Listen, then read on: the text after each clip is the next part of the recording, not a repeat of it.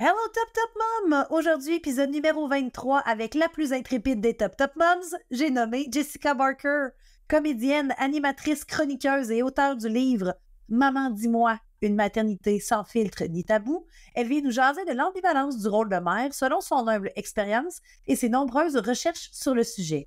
Une femme pétillante qui fait bon d'écouter. Let's go! C'est parti! Bienvenue sur ton balado Feel Good du Motherhood. Top Top Mom et compagnie, parfois drôle, parfois touchant, mais certainement toujours pertinent et inspirant. Il n'y a pas un meilleur son pour t'accompagner pendant une sieste poutine ou pour te rappeler que la meilleure des mères pour ton enfant, c'est toi. Hello Top Top Mom, j'ai la chance aujourd'hui de m'entretenir avec la plus intrépide des Top Top Moms, Jessica Barker. Bonjour! Salut! C'est pas que j'ai des petites entrées de jeu. En faisant mes courtes recherches sur ton parcours vraiment très impressionnant, je me suis rendu compte que tu étais omniprésente dans ma vie. Donc, tu es Charlotte des Filles de Caleb. Tu as été Carole dans Mathusalem. Pour moi, tu seras forever Julie des Intrépides. Ça me rappelle des très bons souvenirs avec Canal Famille. Puis, plus récemment aussi, on t'a vu dans Unité 9 et Le Clash, si je me trompe pas. Oui, puis dans 30 vies aussi. Dans 30 vies qui est quand même plus vieux, si je peux m'exprimer ainsi, que Unité 9, n'est-ce pas? Exactement. Unité 9, c'est il y a 4 ans. Fait que c'était juste avant. C'est vraiment, vraiment très polyvalente, disons-le ainsi, d'aussi comédienne, animatrice, chroniqueuse et surtout maman de 2 petites merveilles. Exactement. Victoria, 12 ans et Joséphine, 7 ans.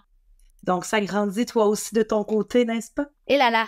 Écoute, Oui. Mais en même temps, moi, je suis pas... Tu sais, il y a des mamans qui sont nostalgiques de la petite enfance ou du nourrisson. Moi, je trouve que chaque étape m'interpelle, m'intéresse, me challenge, me fait découvrir des choses. Tu sais, j'ai vraiment pas le côté nostalgie du bébé, si je peux dire, mettons. Même quand tu regardes des photos, mettons.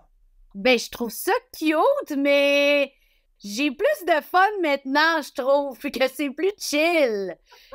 Je trouve que pas arriver avec une poussette partout, puis une chaise haute, puis gérer ça, on dirait que la légèreté, je l'apprécie. Je trouvais ça intense quand même, toute cette gestion-là, tu sais, remplir mon coffre d'auto, le parc, le ci, le ça. Non, j'ai pas... Je les trouve mignonnes, ça me fait rire. Je me dis à quel point elles sont grandes maintenant. Mais non, je retournerai pas là. Jamais. Je remettrai pas les pieds là. Chaque âge a ses beautés, comme aime bien dire ma mère. Non, moi aussi, je pense que quand Facebook m'envoie des souvenirs, là, il y a toujours un petit « Oh oui, je me souviens effectivement de ce moment-là. » Mais non, moi aussi, j'aime bien voir l'humain que mon garçon est rendu à 14 ans, Jacob Olivier, déjà. Puis je le regarde s'émanciper, puis je vois aussi l'évolution de mon rôle, de dire, tu sais, là, j'ai été une maman canino, j'ai soufflé sur des bobos imaginaires. Là, il faut que je le regarde s'aligner tout seul en disant, peut-être que moi, je ferais ça un petit peu comme ça, mais après ça, je peux pas trop y donner d'instructions parce qu'il faut que je le regarde parfois tomber pour être capable de l'aider à se relever. Fait que bref, je trouve que l'évolution de notre rôle de parent est effectivement quelque chose de fun aussi à vivre quand c'est le fun et que c'est harmonieux avec nos pré-adolescents et adolescents, bien entendu, mais c'est pas plus difficile une crise d'adolescence qu'un terrific tout, selon moi. Ben, en fait, je trouve que c'est vraiment semblable. Je trouve qu'il y a vraiment des parallèles, tu sais, parce on est un peu désarçonné. Moi, ma fille a 12 ans, elle est en 6e année, mais mettons en 6 mois, il y a vraiment beaucoup de choses qui ont changé. Je l'ai vu avoir ce besoin de s'émanciper, de prendre de l'espace, de la distance. Tu sais, comme le bébé à 2 ans qui veut traverser la rue tout seul alors que c'est pas possible. Tu sais, il y a vraiment beaucoup de parallèles, je trouve. Puis on n'a pas le même rôle quand on est là, les parents, tu sais. Mais c'est challengeant. C'est vraiment challengeant. Puis je pense que l'adolescence va me challenger. Oui, effectivement. L'adolescence est un passage assez challengeant. Puis comme tu l'as dit, moi, j'ai... tu sais, depuis, mettons, que Jacob Olivier est rentré au secondaire versus là, qui va terminer sa 2e année, j'ai plus le même garçon du tout, là. Tu sais, moi, je le regarde, je trippe à le voir aller avec ses chums de boys puis ses amis de filles puis toute la patente. Mais c'est vrai que ça évolue très, très vite. T'sais, on parle toujours de la première année de vie d'un enfant. Tu te dis, hey, il naît puis dans 1 an, il va marcher. Mais je trouve que ça va quand même aussi vite quand ils grandissent. Je trouve qu'il y a des changements qui se font, ne serait-ce que corporels. Là. Tu sais, moi, Jacob, il a changé sa voix, il est rendu grand, il est rendu quasiment plus grand que moi. Juste ça, des fois, ça déstabilise, là, mais c'est le fun de les voir aller. Ouais, Raison. Je tripe dans mon rôle de mère. Et là, aujourd'hui, on est sous un autre thème, en fait, que Jessica Barker, la comédienne animatrice chroniqueuse. Et là, on va se parler aujourd'hui beaucoup de ton livre que tu as écrit, qui s'appelle « Maman, dis-moi, la maternité sans filtre ni tabou ». Je l'ai reçu il y a de ça quelques jours, donc je dois, mea culpa, dire que je n'ai pas lu assez vite tout le contenu de ton livre. Cependant, je me suis quand même assez avancée. Non, ben, j'aime mieux être honnête parce que tu me poses des questions sur le dernier chapitre. J'apprécie. Pas lu le dernier chapitre. Mais j'ai lu le début. J'ai lu le début, puis j'en ai lu quand même le 3/4. C'est une lecture qui, moi, je trouve qui se fait très bien. Puis je trouve que quand on parle aux mamans, ça prend des livres qui se lisent très bien parce qu'on n'a pas nécessairement, probablement le temps des fois de s'asseoir puis de lire, mais ça prend une lecture qui va nous garder en haleine un peu parce que souvent, on va finir par s'endormir sur le livre parce qu'on est trop fatigué. Fait que bref, j'ai bien aimé, j'ai bien aimé la structure des entrevues aussi. Merci. C'était l'idée, en fait, je voulais vraiment rendre ça, tu sais, j'imaginais une maman qui donne un biberon ou qui allaite, puis qui lit un chapitre, tu sais, je veux dire, j'avais ça en tête, je voulais que ce soit court, je voulais que ce soit punchy, je voulais les faire sourire, les mamans, je voulais les faire réfléchir, je voulais les déculpabiliser, parce que je sens qu'il y a beaucoup, beaucoup de culpabilité, les femmes se mettent tellement de pression sur les épaules. Fait que je me disais, tu sais, de raconter peut-être des anecdotes, mes bons coups, mes moins bons coups, puis rendre ça, tu sais, c'est pas si grave que ça, tu sais, je veux dire, des fois, on se met tellement de pression, on a l'impression qu'on va scraper nos enfants si on n'a pas fait tout ce qu'il fallait donc faire, alors qu'il y a plein d'affaires qui sont un peu ésotériques. Ben d'ailleurs, entre autres, le sommeil, toi qui es une spécialiste du sommeil, non, mais tu sais, les femmes, ils se disent « c'est de ma faute, j'ai pas fait ce qu'il fallait, ou ci ou ça », alors qu'il y a quelque chose d'un peu mystérieux. Moi, je raconte tout le temps, ma première, elle a dormi super facilement, ma deuxième, elle n'a pas dormi jusqu'à 2 ans. Je veux dire, je suis la même humaine, mon chum, c'est le même, je veux dire, la même maison, les mêmes craquements, tout pareil, mais qu'est-ce qui fait qu'une a dormi puis l'autre n'a jamais dormi? Écoute, je le saurai jamais, puis il a fallu que je passe à travers cette tourmente-là, tu sais. Je me permets mon point de vue d'expertise de spécialiste sommeil que tu m'as lancé comme ça avec des belles fleurs, merci. C'est ce que t'es? Ah, j'aime pas vraiment me qualifier de des gros mots comme ça. C'est comme quand on parle de bedaine urbaine, souvent je vais parler au nous, alors que tu sais, il y a beaucoup de monde qui m'aide à faire rouler bedaine urbaine, mais la fille de bedaine urbaine, c'est moi. Mais ouais, non, j'ai peut-être une petite humilité que je devrais peut-être m'enlever aussi, là, je sais pas, mais merci. Merci, puis je vais juste renchérir sur ce que tu dis. Je sais pas trop ce qu'on a fait à la base, même quand on a le même environnement, il faut comprendre que nos enfants, hein, quand on a la même génétique, c'est possible qu'il y ait un modèle qui dort mieux puis un modèle qui dort moins bien. Puis ça, en partant, on est, en tant que parent, là, moi j'en ai juste un, mais je sais, parce que ça fait quand même 12 ans que je m'appelle bedaine urbaine, que souvent on a tendance à vouloir faire des copier-coller de ce qui a fonctionné pour un va fonctionner pour l'autre. Puis là, c'est là que ça clash, souvent, parce que les enfants peuvent ne pas être réceptifs aussi à ce qu'on a fait au premier. Puis deuxièmement, ben, la place dans la fratrie, ça influence aussi. Ben, parce que quand Victoria elle est née, ben écoute, on timait notre heure d'épicerie en même temps que les siestes de Victoria. Tu sais, je veux dire, notre vie tournait sur l'horaire de Victoria. Tandis que là, arrive Joséphine, ben là, Victoria, elle a un cours de ballet. Fait que là, Joséphine, elle va dormir un petit peu dans l'auto, un petit peu dans les bras. On va la faire dormir un petit peu parce que là, on est devenu une grande famille, fait qu'on a besoin peut-être plus de repos autant que parents. Fait que il y a plein de petits knick-knacks comme ça qui s'expliquent pas, mais qui s'expliquent quand même un peu. Puis les miracles de la génétique, ben, ça fait beaucoup, mais ça a quand même des limites. Fait qu'effectivement, moi, c'est comme ça que j'aurais expliqué ça en tant que spécialiste du sommeil, tu sais. Mais c'est tellement bien dit, puis imagine comment ça allège, tu sais, parce qu'on a toujours l'impression que c'est notre faute, puis qu'il faut qu'on trouve une solution, alors que des fois, après ça, on a toutes nos solutions personnelles, puis je rentrerai pas dans le débat du sommeil de 5, 10, 15, toutes ces choses, cododo, pas cododo, tu sais. Moi, c'est tellement ça que j'ai mis dans l'avant dans le livre. On va faire qu'est-ce qui fit dans notre famille, dans nos valeurs, dans nos limites, tu sais. Mais il n'y a pas une façon de faire, tu sais. Moi, je le dis sans aucun souci, la reine du cododo, du chaos du dodo. J'ai écrit un post il y a une semaine, Joséphine, elle s'est levée le matin puis elle a dit « Cette nuit, j'ai fait tous les lits de la maison. » Ça veut dire qu'elle est allée voir sa sœur Elle est allée me voir, elle est retournée dans son lit, elle est revenue me voir, tu sais, des belles nuits reposantes, tu sais. Fait que moi, ça me va. Il y a d'autres parents, pour eux, c'est inadmissible, puis c'est correct aussi, puis je les respecte. Puis il y a personne qui a raison, en fait. C'est comment on peut le gérer. Puis je pense que le plus on va être comme ça dans la parentalité, dans la douceur, dans le fait que je ne connais pas ta réalité à toi, ton besoin de sommeil, ta gestion de te rendormir, ton besoin d'espace. Tu sais, on est tous différents. Puis ça, c'est la plus belle des choses. Mais est-ce qu'on peut aussi accepter qu'il n'y aura pas une seule façon de faire? Moi, je pense que c'est le plus beau cadeau qu'on peut se donner comme parent. Ben, je pense que c'est grâce à des livres comme le tien, justement, qu'on va être capable d'arrêter de focusser sur une expérience de la maternité, mais de faire le focus sur l'expérience de la maternité qui peut avoir autant de chapeaux différents qu'il y a d'humains sur la planète.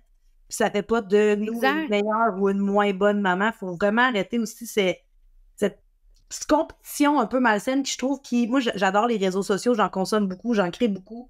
Puis j'adore être sur ces plateformes-là, mais force est de constater qu'il y a un genre de courant aussi de la mère parfaite qui peut devenir aussi, particulièrement quand tu commences à être fatigué, un peu stressant, puis une genre de ligne d'arrivée, un genre d'objectif que tu te fixes qui est peut-être même pas atteignable dans ton rythme de vie à toi, parce que de toute façon, on ne connaît pas non plus l'autre personne qui a un six-pack, qui a le temps de faire qu'une rôtis de palette, puis qui a une maison sur le Pinterest. Fait que je trouve que de ramener à l'essentiel que l'aventure de la maternité en soi n'est pas parfaite, mais que la tienne peut l'être. Je trouve que ça fait du bien, justement, de lire des livres comme les tiens, d'avoir plusieurs expériences, puis de dire, c'est pas moins bon, c'est pas meilleur, c'est juste que c'est différent au final, tu sais. C'est intéressant. Il y a d'ailleurs un chapitre avec Nelly Brière, qui est une spécialiste des réseaux sociaux, tu sais. Puis elle, ce qu'elle mettait de l'avant, c'est que c'est important de faire son ménage, si on peut le dire, tu sais, puis d'avoir un peu de contrôle si on a des gens qu'on suit puis qui nous font souffrir, mettons, on n'est pas obligé de se faire vivre ça. Tu sais, je veux dire, il n'y a pas d'obligation, il n'y a pas, même si cette personne, si on peut dire cette maman, disons, tu l'admires pour X, Y, Z de raison, mais de voir son quotidien, ça te challenge puis ça te fait vivre des émotions négatives. Ben, mets-la en sourdine pour 2-3 mois, puis si tu t'ennuies d'elle, tu iras voir, puis tu retourneras, puis c'est pas grave, puis il n'y a pas de... C'est pas un échec pour toi, c'est de te protéger, tu sais. On a toutes des choses qui nous challenge. Moi, je le dis tout le temps, moi, mon challenge en tant que maman, je trouve que je voyage pas assez. Un, parce que j'ai pas les moyens, puis deux, parce qu'il faut travailler dans la vie. Puis moi, là, tous les gens qui voyagent tout le temps, ils me font capoter, je suis jalouse, ça me vient me chercher, qui sont à Rome, qui sont à Barcelone, qui sont... Fait que là, des fois, l'été, là, faut que je mette beaucoup de monde en sourdine. Je te le dis, là, je suis sourdine ma vie, là. Puis après ça, je reviens, puis le temps des vacances est terminé, puis on recommence à faire des lunchs. Mais je trouve ça challengeant. Mais ça, c'est moi. Il y en a d'autres ça les fait rêver, puis ça les challenge pas, tu sais. C'est la maison qui les fait rusher. Tu sais, moi, une piscine, mettons, c'est pas mon rêve dans la vie. Je suis une fille urbaine, j'habite dans un condo. Tu sais, j'aurai jamais de piscine, j'ai pas d'espace. Fait que moi, de voir des piscines extraordinaires, ça me dérange pas, mais il y en a que ça les fait capoter, tu sais. Fait que c'est de savoir aussi de te connaître, tu sais, puis d'être à l'écoute de toi, qu'est-ce qui te fait souffrir, puis t'alléger. Parce que sinon, tu sais, c'est vraiment gratter une gale tout le temps, là. À un moment donné, c'est niaiseux. On se donne un break, tu sais. Effectivement, puis tu me fais penser aussi que, tu sais, de mettre en sourdine quelqu'un, on peut se désabonner aussi, dépendamment, puis il y a des choses qui vont triggerer chez cette personne-là qui, dans 3 mois, te dérangeront plus.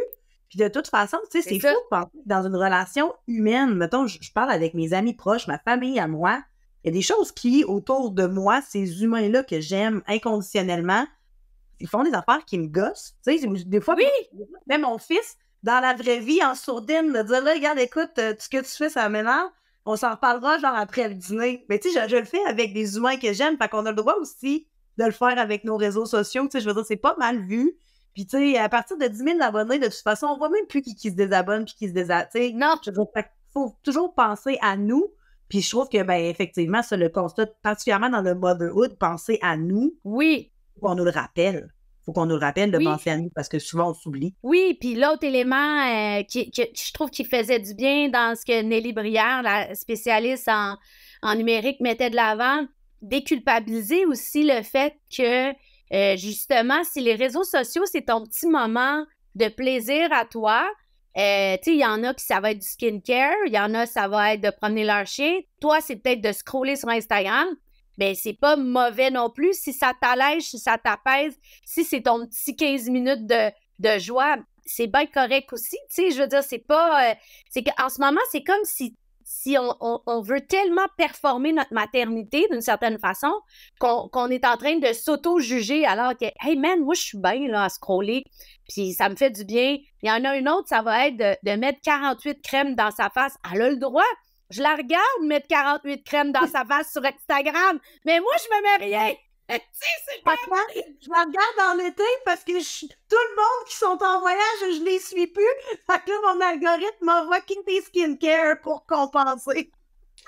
Mais non, mais les réseaux sociaux. Écoute, tu sais, moi, tu me crois-tu sincèrement que moi, quand Jacob Olivier est né en 2010, je me suis jamais j'ai jamais pensé, je me suis jamais arrêtée à mettre ou pas son visage sur les réseaux sociaux. Là, moi, Jacob Olivier, depuis sa naissance, c'est ses réseaux sociaux. Là, ça, c'est un autre sujet. Mais oui, tu sais, moi, c'était juste, je suis fière de mon gars, check comment il est beau. Tu sais, puis encore aujourd'hui, moi, je peux plus parce que là, il est sur les réseaux sociaux, ses amis me suivent, et le branle-bas de combat qu'il faut que je fasse approuver les photos, puis il y en a plus beaucoup. Pareil. C'est correct, mais tu sais, je me dis, aïe, on est 14 ans, juste ce sujet-là a évolué. Fait qu'en tant que maman aussi, des fois, c'est peut-être difficile de trouver des repères fiables aussi. On a tendance à croire un peu à ce qu'on voit, particulièrement les professionnels, tu sais. Hey, elle est docteur en quelque chose, c'est sûr et certain qu'elle doit s'y connaître, là. Tu sais, fait qu'on a tendance à être capable de prendre le pas de recul qui est nécessaire puis tellement important. Tu sais, pourtant, on enseigne ça à nos ados, là. Je sais pas, toi, tes filles avec les réseaux sociaux, mais moi, Jacob, TikTok, puis Snapchat, puis toute la patente. Puis tu sais, là, il y a 14 ans, puis je dis souvent, tu sais, si tu l'as vu sur TikTok, ça veut pas dire que c'est vrai, là. Tu sais, quand il m'a dit, maman, oui, t'as-tu vu ça sur TikTok? OK, fais d'autres recherches. Fait que, tu sais, on apprend à nos enfants à le faire, mais nous, en tant que maman, on oublie de le faire, de dire, t'es peut-être pas obligé de tout gober ce qu'on est en train de te passer sur ton fil d'actualité. Tu sais, faut que tu gardes un pas de recul, mais même nous autres, des fois, on le fait pas. Fait que... Donc, un livre sur la maternité sans filtre et sans tabou, j'aime ça. Puis toi, le déclic, bon, ben, c'est sûr et certain, quand on s'intéresse à la maternité, c'est souvent qu'on a eu la chance de devenir maman.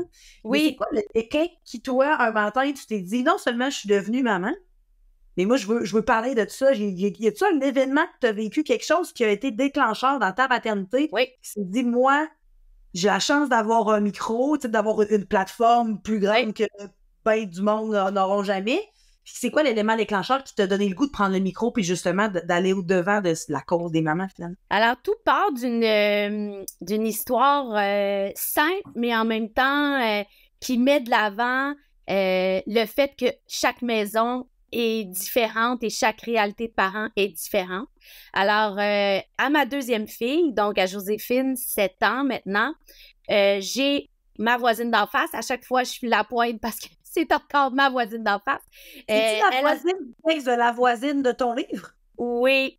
On parle toujours de la même voisine, là, OK? Oui, exactement. Donc, elle, à l'époque, nos filles ont le même âge, vont à la même garderie, puis elles ont 18 mois, une des fois où on se parle le plus longuement, puis c'est là qu'elle m'annonce que depuis qu'elle a eu son accouchement, elle a eu un diagnostic de bipolarité, tu sais. Puis là, moi, je tombe des nues, je suis comme, man, il n'y a jamais personne qui m'a parlé de santé mentale autour de la maternité. On m'a parlé d'allaitement, on m'a parlé de césarienne, quoique pas trop. On m'a parlé d'accouchement naturel, on a mis beaucoup de pression là-dessus, mais on m'a pas parlé de santé mentale. Puis là, j'ai fait comme, ben voyons donc, je suis vraiment rentrée chez nous, googler, commencer à faire des recherches, puis voir toute la souffrance, les dépressions. On parle un peu de dépression post-accouchement, mais tu sais, je veux dire, pas autant qu'on devrait, là, voyant les statistiques qui sont si importantes, tu sais. Puis on sent pas qu'on a un suivi, en tout cas, moi, j'ai pas eu un suivi à l'hôpital particulièrement axé autour de la santé mentale, au contraire, tu sais. Fait que donc, c'est là que ça a commencé mon idée de parler de santé mentale, de gratter ce projet-là. Puis j'ai fait un documentaire qui s'appelle « Maman, pourquoi tu pleures ?» qui est toujours disponible sur Crave. Malheureusement, il n'est plus sur Novo. Ça, c'est les histoires des patrons. J'ai pas de contrôle là-dessus. Fait qu'ils veulent que le monde s'abonne. Qu'est-ce que tu veux? C'est ça le deal. Fait que je suis désolée. C'est toujours gossant. Les gens m'écrivent beaucoup. Moi, mais j'ai pas crave, je veux le voir, je le sais. C'est pas moi, j'ai pas de contrôle là-dessus. Je suis désolée. Ça pour dire que je produis ce documentaire-là. Et suite à ça, il y a eu les Éditions de l'Homme qui m'ont contacté puis ils m'ont dit « Est-ce que tu as encore des choses à dire? » J'ai dit « My God, j'ai tellement de choses à dire. J'ai l'impression j'aurais pu faire 12 documentaires, un sur l'allaitement, un sur la césarienne, un sur la pression du retour au corps, un sur le fait que les femmes, on est toujours dans l'ambivalence par rapport à la garderie. On veut qu'il y ait une garderie, mais on veut pas. On veut une place, mais quand ils nous appellent, on se met à brailler. En tout cas, tu sais, je trouve qu'il y a tellement de choses à dire, tu sais. Je m'en rappellerai toujours quand la garderie m'a appelé pour me dire Joséphine avait sa place. J'attendais ça, mais je voulais pas que ça arrive, tu sais. Fait que... Jessica Parker! You don't say Jessica Parker! Hey, c'était le soir de sa fête, ça s'invente pas. On venait de souffler les bougies. Elle avait 1 an, puis là, j'étais comme... Ben, je vais être obligée de dire oui, parce que sinon, je vais la perdre, mais en même temps, on dirait que j'aurais aimé ça que ce soit plus tard, mais en même temps, je veux travailler. Hey, on vit tout ça, tu sais. Je veux dire, on est toutes prises avec cette ambivalence. Le sentiment d'ambivalence dans la maternité aussi, il n'est pas mis de l'avant assez, je trouve, dans les livres, tu sais, je veux dire, le naître et grandir, mieux vivre avec son enfant, toutes les affaires gratuites qu'on se donne à l'hôpital, je trouve que ça manque de... C'est ça, là, de cette petite touche-là, là, tu sais.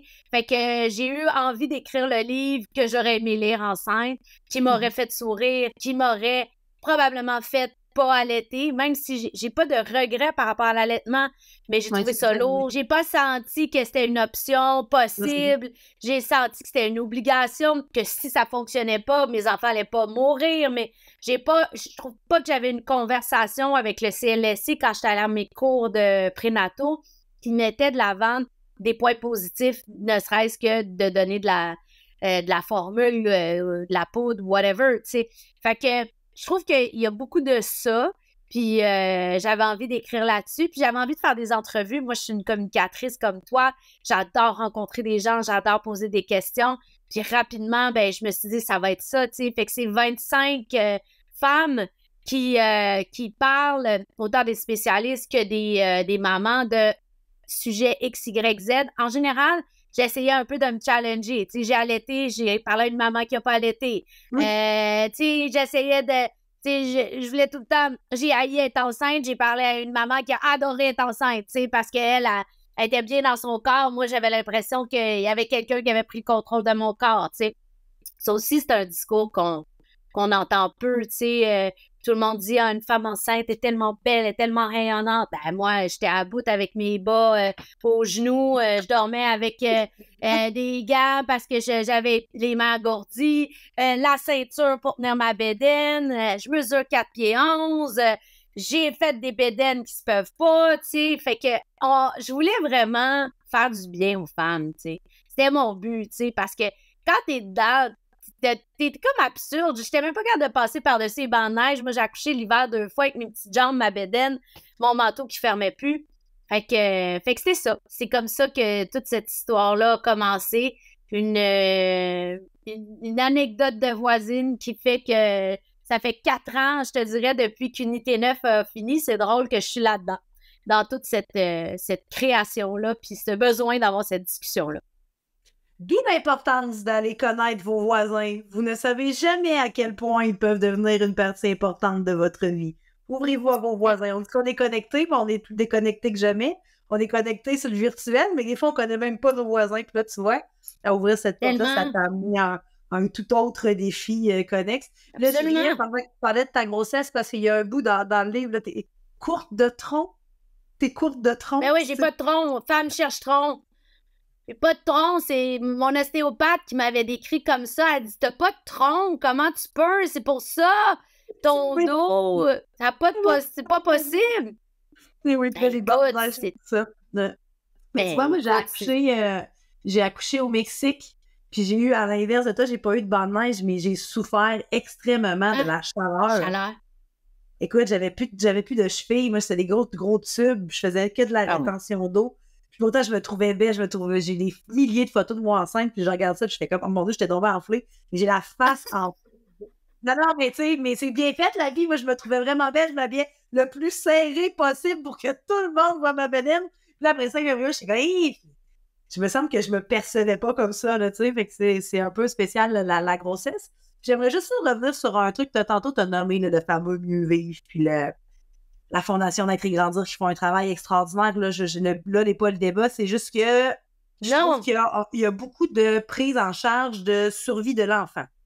En ce sens que le domaine médical va te montrer exactement c'est quoi la température du bain de ton enfant, à quel niveau de degrés Fahrenheit ou Celsius, il faut que tu l'amènes à l'hôpital parce qu'il fait de la fièvre, comment reconnaître des signes vitaux, etc. Mais il y a une grosse partie qu'on oublie, puis c'est la maman qui doit prendre soin de ce bébé-là. C'est un peu comme si elle se perdait dans l'équation. T'sais, on était tellement focusés à sauver la vie d'un enfant, qui est un peu la prémisse du domaine médical, là, le fameux serment d'Hippocrate, qui est de garder l'humain en vie.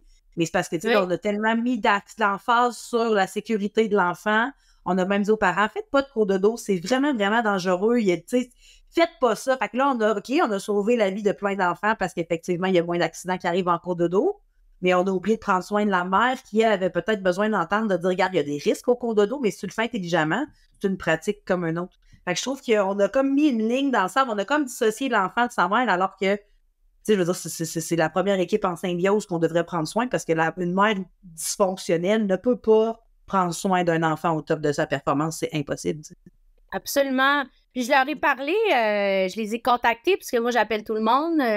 Puis comme j'ai l'air, je sais pas, les gens ils me répondent, je suis chanceuse. Moi j'écris à un ministre, il me répond. J'écris à. Pas répondre à Julie des Intrépides, je veux dire, c'est sûr qu'elle va finir par te trouver. Elle a trouvé des malfaiteurs dans Paris. Écoute, tu veux pas te mettre Jessica Warner à dos, c'est impossible. Tu peux pas nous faire ça. Puis j'ai vraiment eu une belle conversation, tu sais, ne serait-ce que. Premièrement, le fameux Naître et Grandir. Je veux pas mélanger parce que c'est deux affaires. Naître et Grandir, là. Le site Internet, là. Non, alors pas ça. Alors, Mieux vivre avec son enfant, qui est le gros livre qu'on se fait donner à notre premier rendez-vous à 12 semaines, qui est la santé publique. En fait, eux, je les ai contactés. Premièrement, c'est pas eux, c'est une personne. Ça, c'est toujours le fun d'avoir ces informations-là. Fait que c'est une personne qui gère tout ça puis qui engage des gens à l'externe pour écrire les différents textes puis faire des mises à jour. Deuxièmement, eux autres, ils sont toujours en train d'être au mode... tu sais, le parallèle que je ferais, c'était comme un peu pendant qu'il y a eu la COVID, là, tu sais, il fallait mettre ça, là, pour que tout le monde comprenne, sans exception, là, tu sais. Justement, on met pas beaucoup de gris, et c'est un problème, mais elle dit, on dirait, c'est notre mandat, on peut pas mettre de gris, tu sais. Fait que je dis, mais c'est ça qui est le problème, non, parce que le parent moyen va comprendre la nuance dans le gris, mais c'est vrai qu'effectivement, il faut penser aux parents qui n'ont pas nécessairement la chance d'avoir été peut-être éduqués. Oui, non, effectivement, oui, c'est un enjeu de société. C'est un enjeu hyper important auquel on pense pas. Fait que ça m'a intéressée quand elle m'a dit ça. Puis elle dit, nous, en plus, on est toujours en mode où on veut pas que les gens diagnostiquent rien, tu sais. Fait qu'on met pas de nom de maladie. Même le mot otite a été enlevé dans la dernière mise à jour, tu sais. Parce que on appelle ça mal d'oreille. Parce que à partir du moment où les parents se mettent à faire ça, ça peut aussi créer des problèmes. Je trouvais ça super intéressant puis super pertinent. Mais je me disais, OK, mais justement, je veux être cette réponse d'une certaine façon en parlant de santé. Je dis, vous parlez pas de santé mentale, il y a une page pour la santé mentale, il y a 100 pages pour l'allaitement, ça n'a pas de bon sens. Je veux dire, on parle quand même de presque 25% des femmes qui vont soit vivre de l'anxiété ou avoir une dépression. Je veux dire, c'est une maman sur 4, là, dans ton groupe de garderie. Je veux dire, il y a 2-3 mamans qui sont en souffrance, là, clairement. Parce qu'on sait que si c'est pas soigné, la dépression, ça s'étiole sur des années, ça va créer plein de problèmes, puis il va avoir des conséquences à long terme. J'ai dit, je comprends pas qu'on puisse pas en mettre plus, tu sais, d'informations, de références, de ci, de ça. Puis j'ai senti beaucoup d'ouverture, beaucoup d'écoute, mais j'ai senti que c'était pas possible. Tu sais, je veux dire, on pouvait pas aller là. Puis ça va être par d'autres voies que l'information va circuler. Moi, le documentaire, le livre, possiblement un site qui s'en vient de Sainte-Justine qui va mettre de l'avant la santé mentale des parents. J'ai participé au projet aussi. Ça sort fin juin. Ça va être vraiment intéressant. C'est un scoop que je te donne. Mais il y a vraiment une sensibilité en développement dans le sens où ça se passe. Mais c'est un processus. C'est un processus, puis je suis contente d'être au cœur de ce processus-là en tant que comme je dis, zéro spécialiste, mais juste quelqu'un qui fait « Ouais, me semble qu'il faudrait en parler de ça, tu sais, je veux dire, il faudrait le mettre de l'avant. » Fait que voilà, c'est bien excitant. Mais en même temps, je suis comme pas surprise de ce que tu m'avances là, qu'il y ait peu ou pas d'informations sur la santé mentale des mères, parce que ça fait quand même pas tant d'années qu'on s'intéresse à la santé mentale en général des gens, là. Exact. Je veux dire, Delco a fait avancer beaucoup de choses, mais tu sais, je veux dire, encore une fois, quand moi j'ai accouché à l'époque, tu sais, moi, quand j'ai dit que j'étais fatiguée, on m'a dit, ben, c'est normal. Tu sais, on n'a même pas, là, tu me diras que je suis au Mexique quand même, puis c'est peut-être un peu plus rudimentaire, mais même à ça, tu sais, à l'époque, on parlait pas de santé mentale, puis ça fait pas des années qu'on parle ouvertement, là, tu sais, je parle de mon expérience, des troubles alimentaires dans le temps, c'était tabou aussi, on n'en parlait pas. Absolument. Il y avait juste toi qui vivais ça, puis il y avait comme aucune sortie de secours, là, on en parle plus ouvertement. L'intimidation chez les jeunes aussi, tu sais, il y a beaucoup de choses qui, tu sais, probablement un peu grâce aux réseaux sociaux, parce que là, tout le monde a un micro, puis tout le monde peut avoir une bonne plateforme, ça a quand même amené beaucoup de nouveautés dans les discussions. Mais la santé mentale, c'est quand même quelque chose de relativement... C'est un thème nouveau, là. Moi, ma grand-mère, là, avait pas le luxe de se taper une dépression, là. Ben, en fait, c'est que cette souffrance-là, elle existait, tu sais. Puis quand le documentaire est sorti, j'ai reçu tellement de messages extraordinaires. Entre autres, une femme de 88 ans, puis elle a dit « J'ai écouté ton film, puis je viens de comprendre qu'est-ce que ma mère a vécu. J'avais jamais compris, personne n'avait jamais nommé. Elle était couchée, elle était pas capable de sortir de son lit le matin. On a eu je sais pas combien d'enfants, tu sais, une espèce d'histoire vraiment incroyable. Merci d'avoir mis des mots, des images et de me permettre de comprendre ce que ma mère a vécu, tu sais. » Fait que ça, c'est pas nouveau, mais on n'en parlait pas. Puis, tu sais, il y a des gens qui m'ont dit « Mais t'as pas peur de faire peur aux femmes en mettant les choses de l'avant? » Je dis « Non. » Je dis au contraire, si on le sait que ça peut exister, le conjoint, la conjointe, les amis vont pouvoir faire « Hey, il me semble que là, ça va pas, là. T'es pas capable de te laver. T'es pas sorti de la maison depuis 10 jours. Il se passe quelque chose. J'ai vraiment l'impression que tu es en train de sombrer. » Au moins, les gens vont pouvoir être à l'affût, tu sais. Pas juste être dans « Ben, c'est normal, t'es fatigué. » Ouais, mais la fatigue, là, c'est vaste, là, tu sais.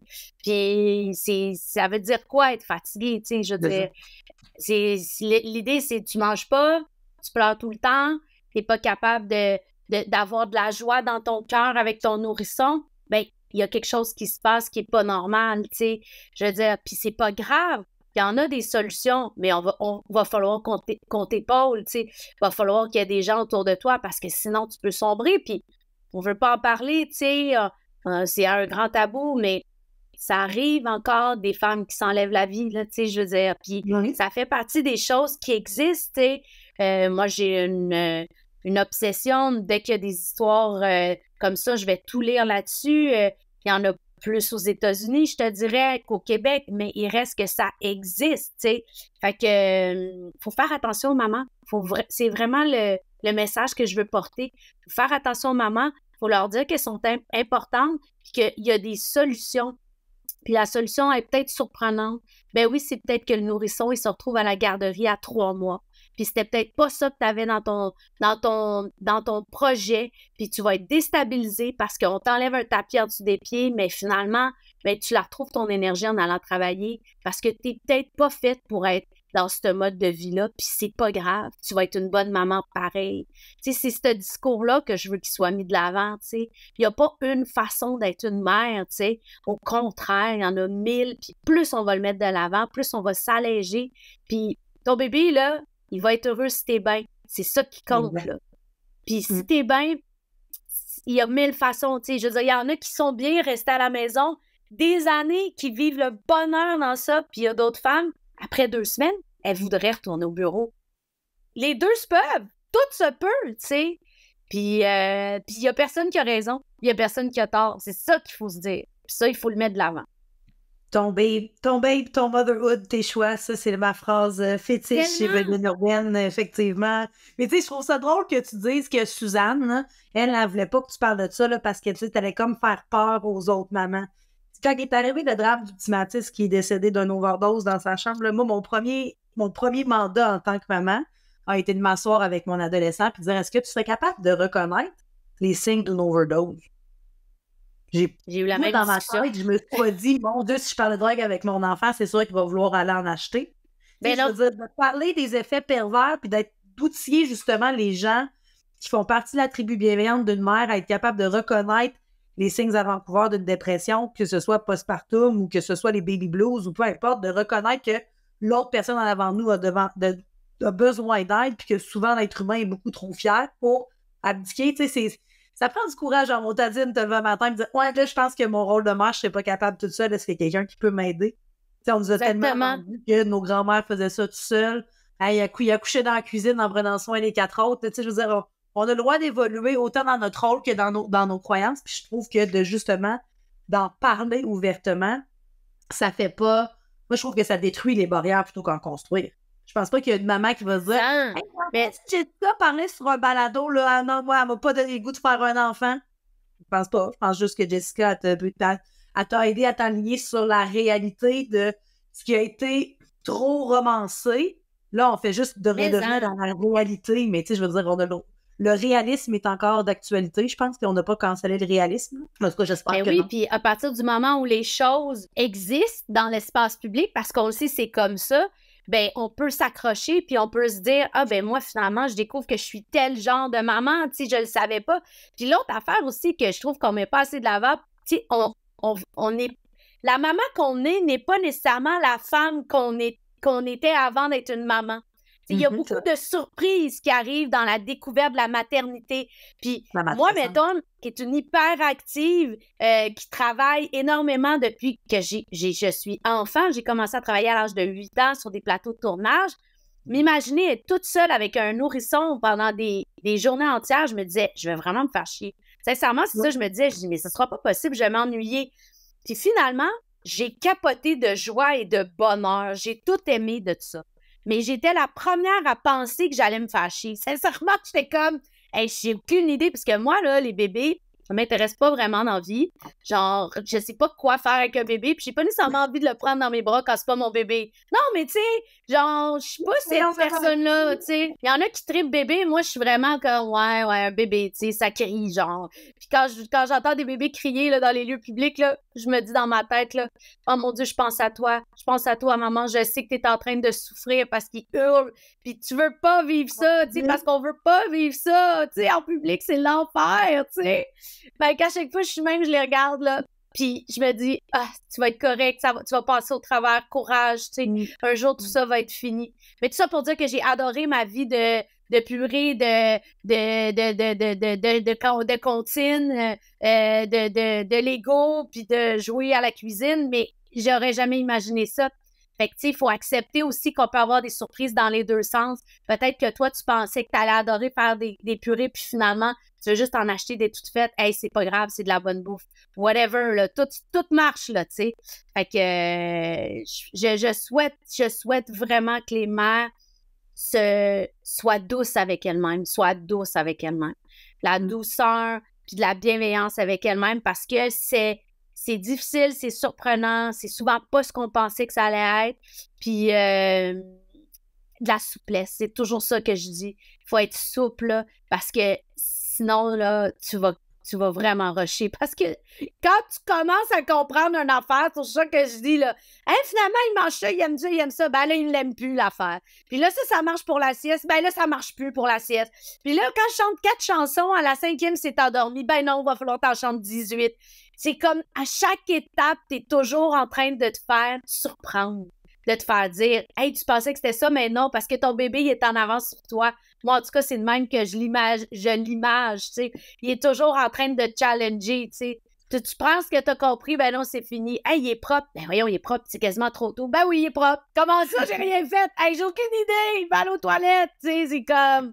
C'est fou, c'est capoté. En même temps, c'est ça qui est le fun. Sinon, ce serait plate, tu sais. Ouais, mais de se réinventer quasiment au quotidien ou hebdomadairement, effectivement, l'humain moyen aime pas tant ça. Tu sais, il y en a qui vont dire, moi, j'aime vraiment pas être dans la routine, là, mais tu sais, je veux dire, nous autres, on est bien dans nos vieilles pantoufles, on est bien dans notre calme de journée. Tu sais, les impondérables, les imprévus, déjà que c'est difficile à gérer, là, on gère des impondérables, des imprévus de l'humain que t'aimes probablement plus que ta propre personne. Oui. Lui, il y a des émotions, puis toi aussi, t'as des émotions, t'as pas...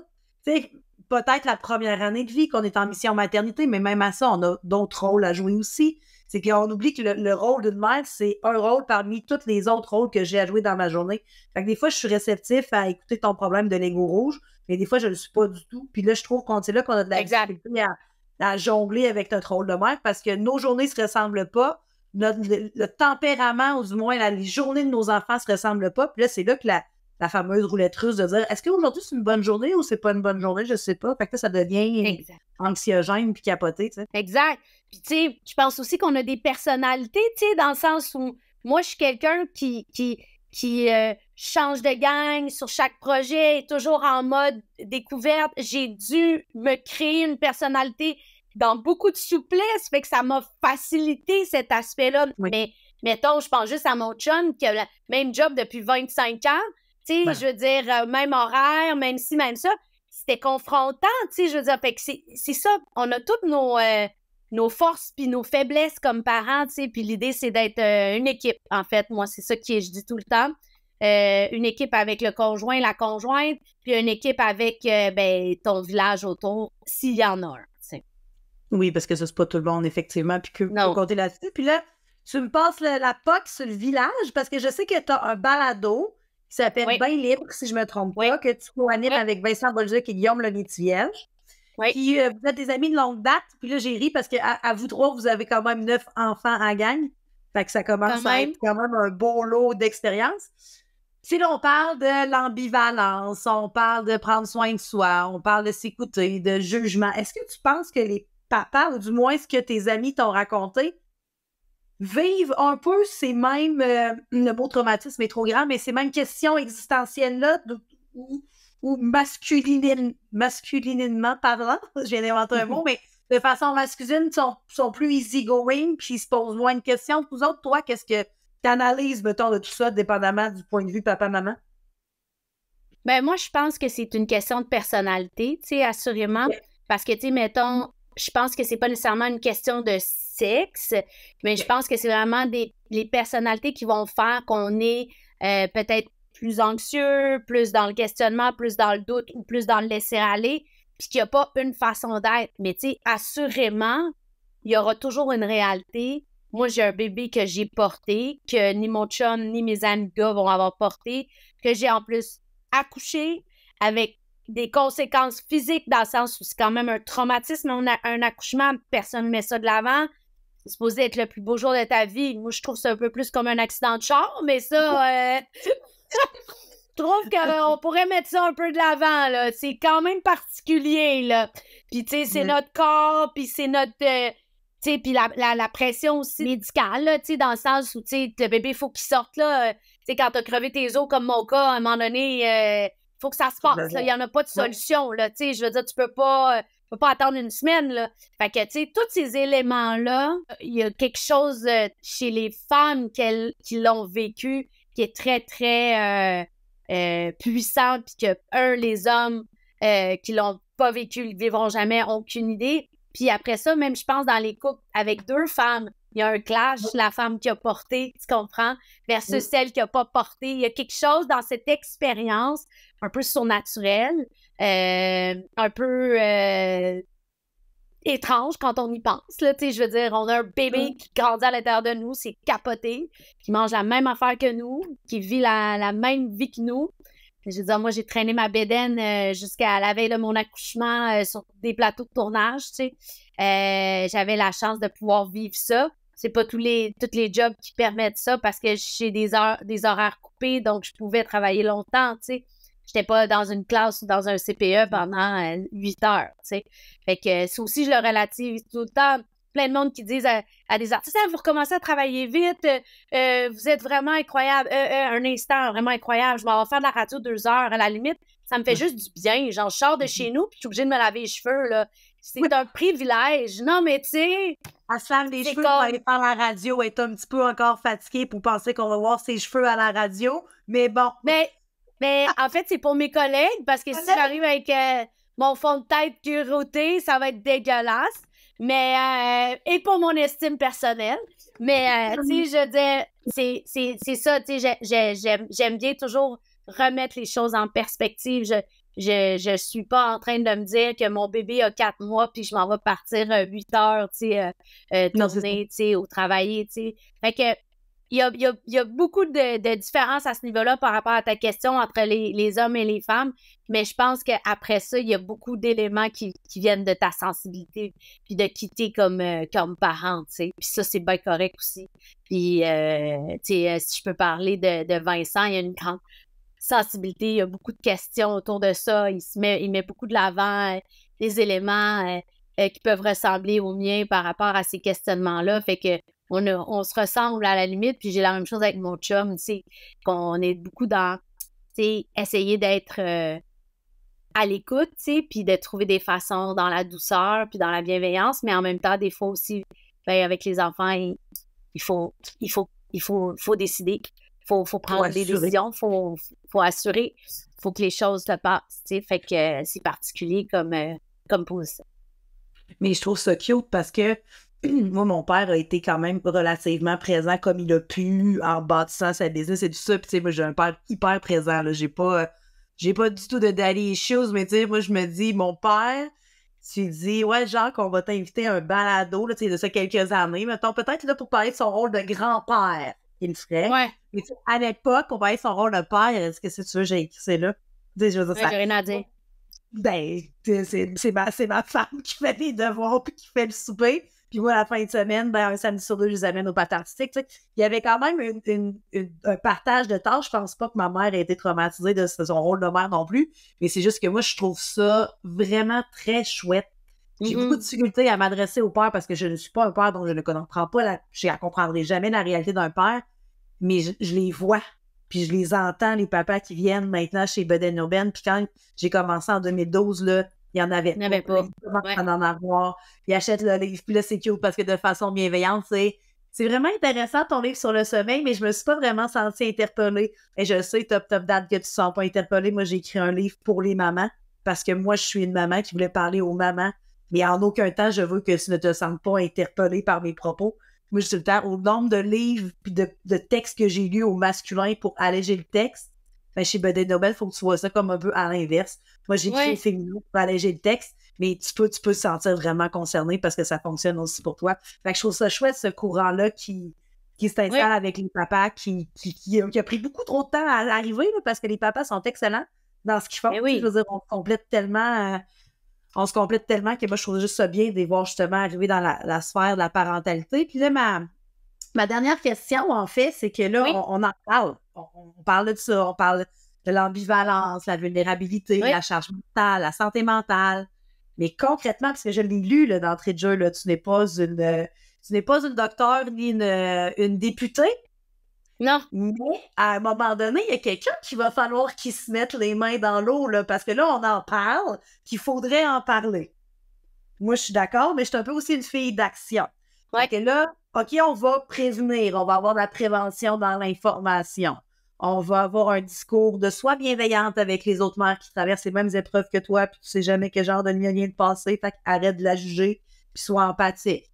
On va essayer aussi d'embarquer notre gouvernement pour que la santé de la femme soit prise plus en considération, mais concrètement, on est rendu où dans notre mouvement de la maternité? Parce que là, on en parle, on sait que ça existe. Il y a beaucoup de professionnels, il y a de plus en plus d'entreprises, de services qui existent.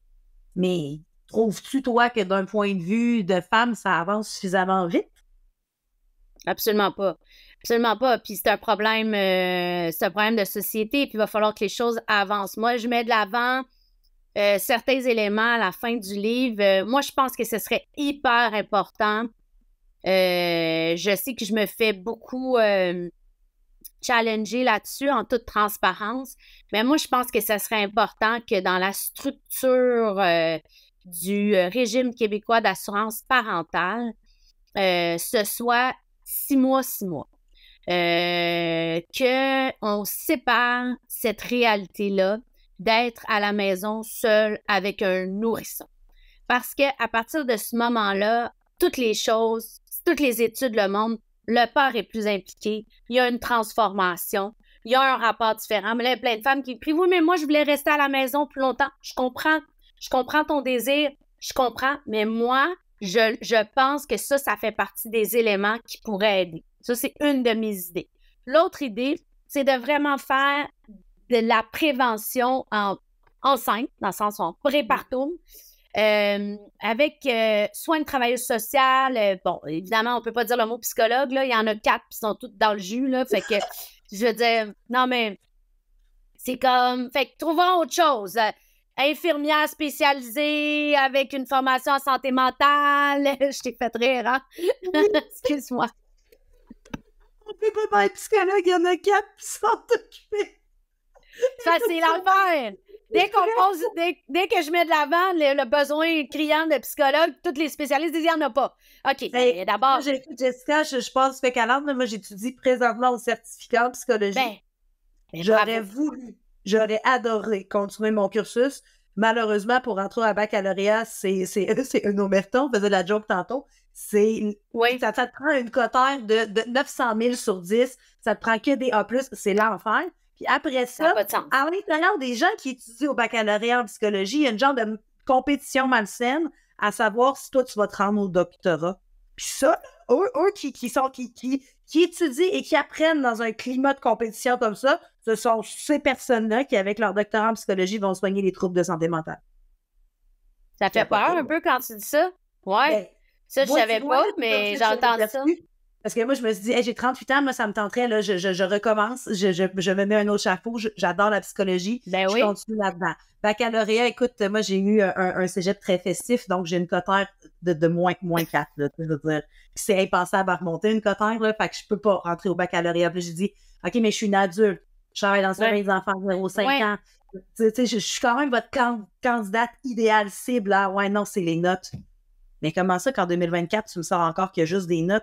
Ça ne tente pas de passer des entrevues, ça ne tente pas de voir c'est qui le psychologue de demain ou de faire un système à 2 vitesses, de dire, écoute, avec ton baccalauréat en psychologie, tu vas pouvoir quand même faire de la relation d'aide. Tu ne pourras pas diagnostiquer de sentimental, mais quand même. Il n'y a pas de... Exactement. Ou faire du suivi, ou faire de la... Tu sais, je veux dire, de la gestion de crise. Parce que là, en ce moment, ben, tu dois le savoir, je t'apprendrai rien. Qui patch pour les mamans qui souffrent? Ben, c'est le communautaire. OK? C'est là que tout se passe. Moi, je suis allée dans plein de maisons de famille. Quand le film est sorti, j'ai rencontré des gens extraordinaires qui ont vraiment le cœur sur la main, mais qui sont tellement limités dans leurs ressources. Fait que là, à un moment donné, on ne peut pas s'accoter sur le communautaire pour gérer de la santé mentale. Je veux dire, à un moment donné, moi, le parallèle que je fais aussi, comment ça se fait que le diabète de grossesse est tellement checké, géré, organisé, mais après ça, de l'anxiété puis de la dépression, on tasse de nos yeux, on veut pas aller là. Le plancher pelvien. Le plancher pelvien, la même affaire, écoute l'horreur. Fait que, tu sais, je veux dire, fait que c'est hyper important de mettre de l'avant des suivis pendant la grossesse, puis après, ce qu'on offre, c'est comme je te dis, je sais pas si c'est une TS, une infirmière spécialisée qui aurait ta formation que tu prends, ou une affaire de même, créer quelque chose, puis que là, elle suive les mamans, ou lui, ça peut être un homme, je m'en fous, puis après ça, dès qu'il voit quelque chose, ben là, justement, on réfère en psychologie ou en psychiatrie carrément, peut-être prendre des médicaments, même enceinte, même si les études n'ont pas été encore tellement concluantes. Mais à un moment donné, qu'est-ce que c'était mieux que la mère pète aux frettes ou qu'elle prenne un antidépresseur enceinte? Moi, j'aime mieux qu'elle prenne un antidépresseur. Parce que de toute façon, vous n'en ferez pas d'études parce que ça ne vous intéresse pas, la santé des femmes. Ça aussi, c'est un autre dossier qu'on est très au courant. Je veux dire, tout le monde qui s'est penché un peu sur ces questions-là, tu cherches des recherches, puis il n'y en a pas. Il n'y en a pas. Sur la médication, sur la santé mentale, sur comment on va gérer ça. Fait que ça, c'est un des éléments. Puis l'autre élément aussi, c'est de faire comprendre aux femmes, entre elles, que, tu sais, l'espèce de côté, genre, il n'y a pas une façon de faire. On dirait que je le répète tout le temps, mais de marteler ce discours-là, tu es une bonne maman, tu seras la maman qu'il faut pour ton enfant, puis arrête de te dire qu'il faut que ton bébé, justement, à 6 mois, il soit propre, puis il fasse pipi dans je sais pas quoi, là, puis tu sais, toutes les trends qu'il y a en ce moment, puis tu te mets la pression autour de la DME, puis de ci, puis de ça. Fais de ton mieux avec tes capacités qui seront limités. Tu ne pourras pas tout faire. Tu n'auras pas toutes les... Tu sais, je veux dire, dans notre vie professionnelle, il y a plein de trucs dans lesquels on est poche, là. Ça fait partie de la vie professionnelle. Dans notre vie amoureuse, il y a des moments, des trucs où on est poche. Dans notre vie amicale, il y a des moments... Ben, dans notre vie de mère aussi, il y a des affaires où on ne sera pas des performantes parce que c'est pas notre zone. Puis c'est bien correct. Tu sais, je veux dire, ça, je pense qu'il faut le marteler, ce discours-là, parce qu'il fait du bien puis il enlève la pression. Ça, c'est vraiment important. Mais moi, il y a un concept que tu parles dans ton livre du docteur Donald Winnicott, La mère suffisamment bonne. Comment ça, moi, j'ai appris ça? Comment ça, moi, la première fois que j'ai entendu parler de ça, c'était dans mes cours en psychologie. Comment ça, le mieux vivre ne commence pas?